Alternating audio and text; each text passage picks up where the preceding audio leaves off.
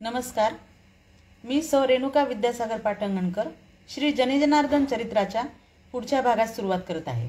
श्रीमद जनिजनार्दन गुरुमूर्तये नमः. श्री जनार्दन हे गुरु, आपण त्यांचे सेवक. त्यांनी घालून दिलेल्या मार्गाचेच परिपालन आम्ही करीत आहोत. त्यांच्या आशीर्वादावरच जीवन व्यतीत करीत आहोत या धारणेनेच स्वामींच्या वंशजांनी आयुष्य वेचले. स्वामींच्या थोरल्या नातवाला कृष्णाजी, नारायण व मोरेश्वर असे 3 पुत्र.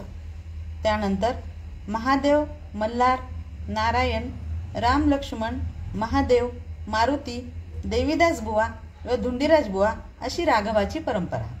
स्वामींच्या धाकट्या नातवास अर्थात देवाजीस शिवाजी व पुरुषोत्तम हे 2 पुत्र. पैकी शिवाजीचा वंश हा माळेवाडीकरांचा वंश म्हणून प्रसिद्ध पावला. पुरुषोत्तमास महादेव व गंगाधर हे 2 पुत्र. गंगाधरांना गोविंद नामक सुपुत्र होते. त्यांनी बरीच कीर्ती संपादन केली. उत्तम श्लोकांचे सुपुत्र मुकुंद गोविंदाचे सन्मित्र होते. मुकुंदांनीच आपल्या जवळील ज्ञानेश्वरी गोविंदपुत्र विद्याधर यांना प्रदान केली. तीच पुढे श्री विका राजवाडे यांना पाटंगण देवस्थानातून मिळाली. मुकुंद गोविंद यांच्या संदर्भात अनेक श्लोक, आरत्या, स्तोत्र इत्यादी रचना लिहिलेली आहे. गोविंदबुवा यांना 3 पुत्र, पांडुरंग, नारायण व विद्याधर. विद्याधराने श्री जनिजनार्दन यांचे ओवीबद्ध चरित्र रचले.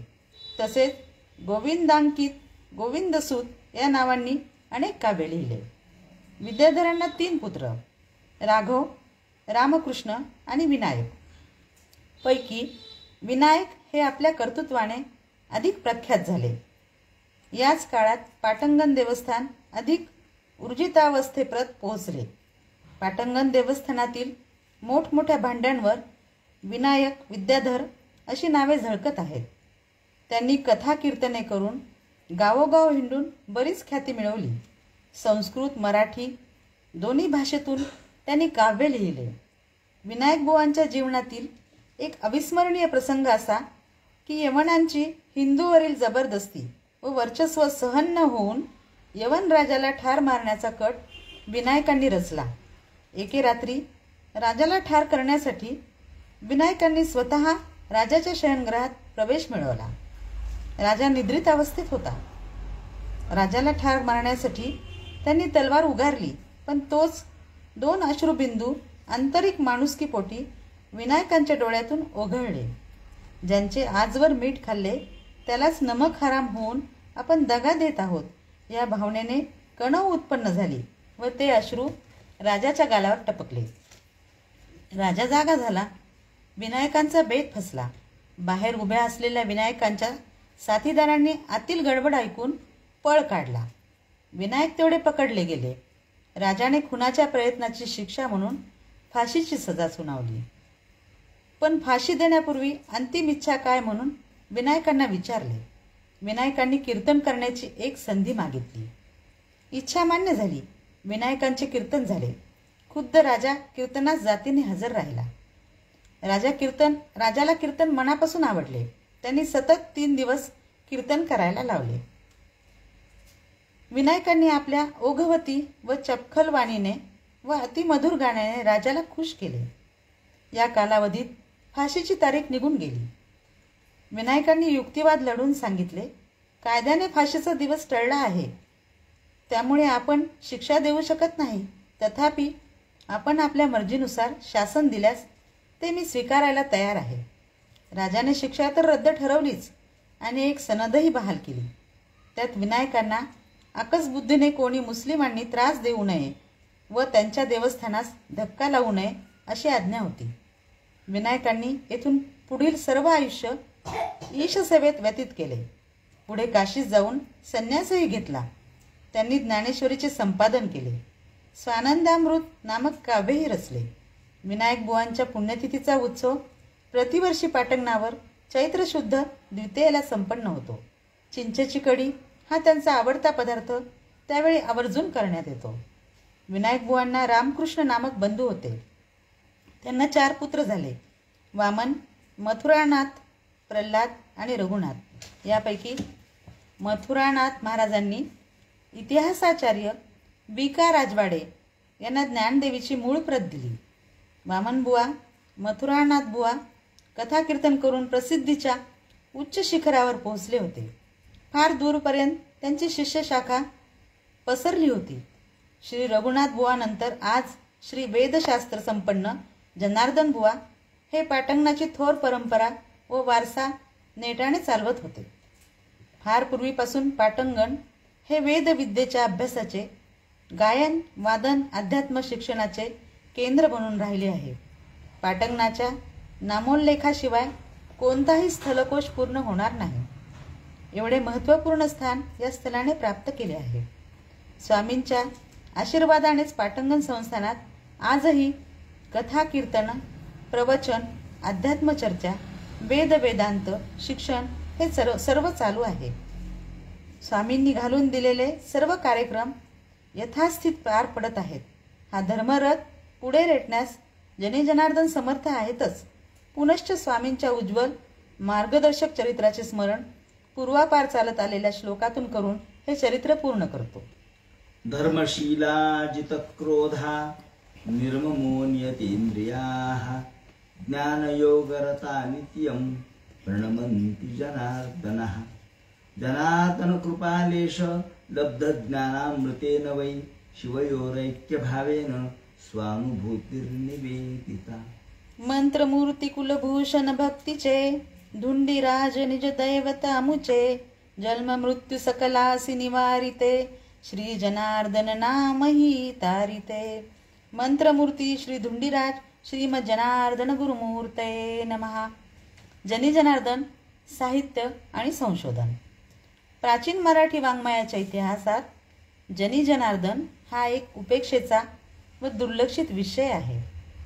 क्वचित त्रुटीत असलेला उल्लेख, एखादा स्फुटलेख, ज्ञानेश्वरी संशोधनाच्या निमित्ताने आलेले फुटकळ संदर्भ यांच्या पलीकडे जनी जनार्दनांची दखल प्राचीन मराठी वाङ्मय इतिहासात कोणी घेतल्याचे आढळत नाही. प्राचीन मराठी वाङ्मय इतिहासात 3 पंचके प्रसिद्ध आहेत. 1 ज्ञानेश्वर पंचक, 2 एकनाथ पंचक, 3 दास पंचक.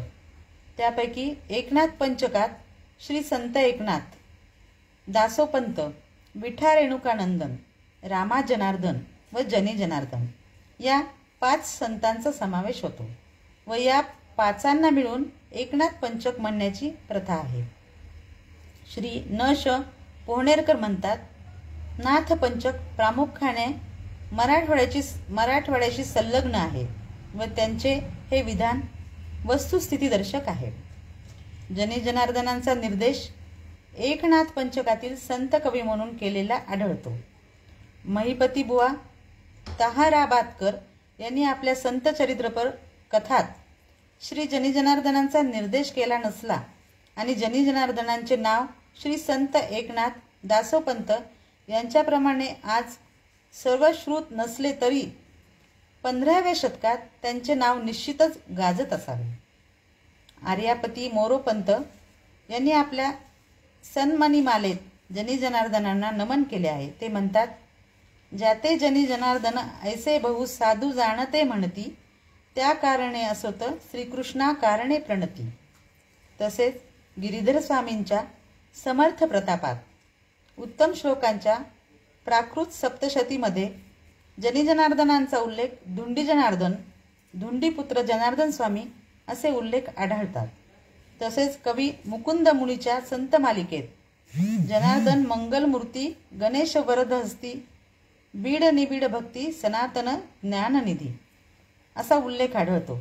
या संदर्भात संत साहित्याचे साक्षेपी अभ्यासक व गाढे व्यासंगी डॉक्टर राचिन ढेरे म्हणतात, महिपती बुवांनी आपल्या संत चरित्रपर ग्रंथात जनार्दनांचा निर्देशही केलेला नसला तरी अनेक संत मालिकातून जनी जनार्दनांच्या नावाचा जय जयकार केलेला आढळतो. प्रस्तुत विधान सार्थच आहे असे प्रस्तुत लेखकास वाटते. जनी जनार्दनांचा अभ्यासक जनी जनार्दनांच्या संदर्भात आजवर झालेले संशोधन त्रुटिक स्वरूपाचे, गैरसमजुतीवर आधारलेले व अपुऱ्या स्वरूपाचे होते. श्री संत एकनाथांचे गुरु जनार्दन स्वामी व जनी जनार्दन यांच्या नामसादृश्यामुळे श्री शंकर, श्री कृष्णदेव प्रभृती संशोधकांनीही स्वामी जनार्दन व जनी जनार्दन दोघेही एकच असावे असे मत प्रकट केल्याचे व जनार्दनांना स्वामी जनार्दनांचे शिष्य मानल्याचे आढळते. महाराष्ट्र सारस्वतकार श्री वील भावे यांनीही त्रुटित स्वरूपाचा उल्लेख केलेला आढळतो. इतिहासाचार्य श्री बी. का. राजवाडे यांनी ग्रंथमालेत जनार्दनांची 2 पदे प्रसिद्ध करून गाणपत्यत्वाचा संदर्भ दिला असला तरी गुरुपरंपरेविषयी निसंदिग्ध माहिती दिली नव्हती. पंडित महादेव शास्त्री जोशी यांनी भारतीय संस्कृती कोशात प्रसाद मासिकाच्या आधारे माहिती लिहिली, तर डॉक्टर ना देशपांडे यांनी मराठी वाङ्मय कोशात विपर्यस्त उल्लेख केले आहेत. श्री ग. दे. खानोलकर यांनी मराठी वाङ्मय कोश खंड 1 मध्ये काही ठिकाणी विपर्यास केलेला आढळतो. जनी जनार्दनांचे इत्यंभूत चरित्र, त्यांची गुरुपरंपरा, त्यांचे पारमार्थिक व व्यावहारिक जीवन, त्यांची शिष्य शाखा, त्यांचे वाङ्मय धन यांच्या संबंधी संशोधक अंधारातच चाचपडत होते. परंतु ही अवस्था फार काळ टिकली नाही. 1948ला 31वे महाराष्ट्र साहित्य संमेलन हैदराबाद येथे भरले व त्यावेळी जनी जनार्दन वंशज विद्याधर यांनी लिहिलेले एक ओवीबद्ध जनार्दन चरित्र वरच्या पाटंगणातून वैद्य कसरेकर यांच्याकडून आले व त्यांचा गद्य सारांश न. शं. पोहणेरकर यांनी प्रतिभा मासिकात प्रसिद्ध केला आणि जनार्दनांच्या चरित्रासंबंधीची माहिती प्रकाशात आली. त्या आधारेच जनार्दनांच्या चरित्राची रूपरेषा मांडण्याचा प्रयत्न करू. जनी जनार्दनांचे चरित्र. जनी जनार्दनांचे पिता वसुदेवपंत विजापूरकरांच्या दरबारी कमाविजदार होते. पिता वसुदेवपंत माता देवकी यांच्या पोटी श्रावण मध्य अष्टमी म्हणजे कृष्णाष्टमीच्या शुभमुहूर्तावर जनी जनार्दनांचा जन्म त्यांच्या आजोळी म्हणजे भूम येथे झाला. त्यांच्या जन्मशक अज्ञात असला तरी अंदाजे 1440 असावा असे वाटते. वसुदेव पंतांच्या नंतर जनी जनार्दन अली आदिल शहाच्या दरबारी कमाविजदार म्हणून काम पाहू लागले. एकदा विजापूर भागात भयंकर दुष्काळ पडला. त्यावेळी प्रसिद्ध संत दामाजी पंतांप्रमाणेच त्यांनीही क्षुधापीडित जनतेला अन्नदान केले. याचा जाब राजाने विचारला व अपराधाची शिक्षा म्हणून हत्तीच्या पायी तुडवून ठार मारण्याची आज्ञा दिली. जनार्दनांच्या देहाची मोट करून हत्तीच्या पायी दिली, पण हत्तीने ती मोट न तुडवता आपल्या मस्तकावर घेतली. सर्वांनी हा चमत्कार पाहिला. जनार्दनांना उपरती झाली व त्यांनी पुढील आयुष्य ईशचिंतनात व्यतीत करण्याचे ठरवले. ते पंढरपूरहून श्री विठ्ठलाचे दर्शन घेऊन गंगामसला येथे गेले. तेथे त्यांनी 12 वर्ष तपाचरण केले. तेथे प्रत्यक्ष गणेशाने त्यांना नाथपंथीय पद्धतीने उपदेश दिला. गंगामसल्याहून जनार्दन बीडला आले. तेथे त्यांच्या शिष्य शाखा वाढल्या. पैकी एकनाथ हा शिष्य विशेष ख्यातनाम झाला. जनी जनार्दनांची व पैठणकर एकनाथांची भेट झाल्याची आख्यायिका सांगितली जाते. बीडला शिष्य शाखा वाढवून अनेक पदरचना करून त्यांनी शके 1523ला भूम येथे समाधी घेतली. जनार्दनांची गोधडी बीड येथील पाटंगण देवस्थानात आहे. प्रसिद्ध संशोधक न. श. पोहणेरकर म्हणतात, दासोपंतांची पासोडी व जनार्दनांची गोधडी या मराठवाड्याच्या मानाच्या वस्तू आहेत. जनार्दनांना 5 पंतू होते. या 5चे अंगण ते पाटांगण असे पुढे रूढ झाले. येथेच वि. का. राजवाडे यांना ज्ञानेश्वरीची प्राचीन प्रत शके 1825ला उपलब्ध झाली. आजही येथे अनेक हस्तलिखिते पोथ्या आढळतात. डॉक्टर म. रा. जोशी म्हणतात, पाटंगणाच्या नामनिर्देशाखेरीज कुठलाच स्थानकोश पूर्ण होणार नाही. यातूनच पाटंगणाचे मोल लक्षात येईल. जनी जनार्दनांचा नाथपंथ. जनी जनार्दनांना धुंडीपुत्र, धुंडी जनार्दन असे संबोधले गेले आहे. जनी जनार्दन हे नाथपंथीय होत.